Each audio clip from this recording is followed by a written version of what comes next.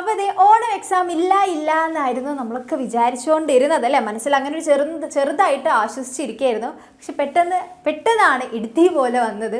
Onam exam ഉണ്ട്, നിങ്ങൾക്ക് exam ഓഗസ്റ്റിൽ നിങ്ങൾക്ക് എക്സ്പെക്റ്റ് ചെയ്യാന്നുള്ള കാര്യം വന്നത് അല്ലേ, കൺഫർമേഷൻ വന്നത്. അപ്പോൾ ഇനിയുള്ളൊരു പ്രശ്നം എന്ന് പറയുന്നത് ഇനി എങ്ങനെ പഠിച്ച് തുടങ്ങണം എന്നുള്ളതാണ് അല്ലേ പലരും നേരിടുന്ന ഏറ്റവും വലിയ പ്രശ്നം. കാരണം നമ്മുടെ മുന്നിൽ ഇനി തികച്ച് ഒരു മാസം ഉണ്ടെന്ന് പോലും നമുക്ക് പറയാൻ വേണ്ടി പറ്റില്ല. അപ്പോൾ ഏറ്റവും കൂടുതൽ ബുദ്ധിമുട്ടി പോകുന്നത് ഇതുവരെ ആയിട്ടും ഒന്നും പഠിച്ചു തുടങ്ങാത്ത കുട്ടികളാണ്. അപ്പോൾ എനിക്ക് അവരോടായിട്ട് ആദ്യം പറയാനുള്ളത്, നിങ്ങൾ എക്സ്ട്രാ എഫേർട്ട് തന്നെ ഇട്ടാൽ മാത്രമേ നിങ്ങൾക്ക് ഓണം എക്സാമിൻ്റെ പോർഷൻസ് കവർ ചെയ്യാൻ വേണ്ടി പറ്റുള്ളൂ. ഇനി അതല്ലാതെ ഓൾറെഡി ഫ്ലോയിൽ പോകുന്ന കുട്ടികളാണെങ്കിൽ നിങ്ങൾ എപ്പോഴും ഇനി ശ്രദ്ധിക്കണം. നിങ്ങൾക്ക് ഇനി കുറച്ച് ടിപ്സാണ് ഞാൻ തരാൻ വേണ്ടി പോകുന്നത്. എങ്ങനെ പഠിക്കണം, എങ്ങനെ എഫക്റ്റീവായിട്ട് പഠിക്കുക എന്നുള്ള കാര്യമാണ്. അതായത് നിങ്ങൾക്കിപ്പോൾ നിങ്ങൾ ആദ്യമായിട്ട് പഠിക്കുന്ന പോലെ വീണ്ടും നിങ്ങളൊരു ചാപ്റ്ററിനെ നിങ്ങൾ എങ്ങനെയാണോ ആദ്യമായിട്ട് പഠിച്ചത് ആ രീതിയിലാവരുത് ഇനി ആ ചാപ്റ്ററിനെ നിങ്ങൾ പഠിക്കേണ്ട രീതി എന്ന് പറയുന്നത്. ഇപ്പം നിങ്ങൾ ആദ്യം ഇപ്പോൾ ബിസിനസ് സ്റ്റഡീസ് ആണെങ്കിൽ തിയറി പേപ്പറാണ്, വായിച്ച പോലെ വായിക്കരുത്. അവരെന്ത് ചെയ്യുക, പ്രാക്ടീസ് ചെയ്യാൻ വേണ്ടി നോക്കുക, ക്വസ്റ്റ്യൻസ് പ്രാക്ടീസ് ചെയ്യുക, ഷോർട്ട് നോട്ട്സ് ഒക്കെ ഉണ്ടാക്കി വെച്ചത് വായിക്കുക, അല്ലെങ്കിൽ വായിക്കുന്ന സമയങ്ങളിൽ ഷോർട്ട് നോട്ട്സ് ഉണ്ടാക്കുക. അങ്ങനെയുള്ള അല്ലെങ്കിൽ എന്തെങ്കിലും സ്റ്റഡി ടിപ്സ് ആയിട്ടുള്ള പൊമഡോറോ മെത്തേഡ്, അല്ലെങ്കിൽ 25 മിനിറ്റ്, അല്ലെങ്കിൽ 25 മിനിറ്റ് പഠിക്കുക, 5 മിനിറ്റ് റെസ്റ്റ് എടുക്കുക, ഇങ്ങനെയുള്ള സ്റ്റഡി ടിപ്സൊക്കെ കൂടുതൽ ഇംപ്ലിമെൻറ്റ് ചെയ്യേണ്ട സമയമാണ് ഇനിയുള്ളത്.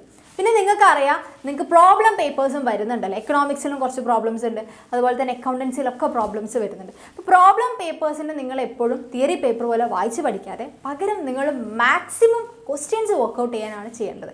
അതിന് നിങ്ങൾക്ക് നമ്മുടെ ആപ്പിലുള്ള ഫീച്ചേഴ്സൊക്കെ യൂസ് ചെയ്യാവുന്നതാണ്. Extra questions, chapter wise exam, പിന്നെ ചാപ്റ്റർ വൈസ് വർക്ക് ഷീറ്റുകൾ, പിന്നെ PYQs ഒക്കെ ഉണ്ടല്ലോ, അതൊക്കെ ചെയ്ത് നിങ്ങൾക്ക് നോക്കാവുന്നതാണ്. പിന്നെ നിങ്ങളുടെ ടെക്സ്റ്റ് ബുക്കിലുള്ള ക്വസ്റ്റ്യൻസ്, അങ്ങനെ മാക്സിമം ക്വസ്റ്റ്യൻസ് വർക്കൗട്ട് ചെയ്തുകൊണ്ടാണ് ഇനി നിങ്ങൾ പഠിക്കേണ്ടത്.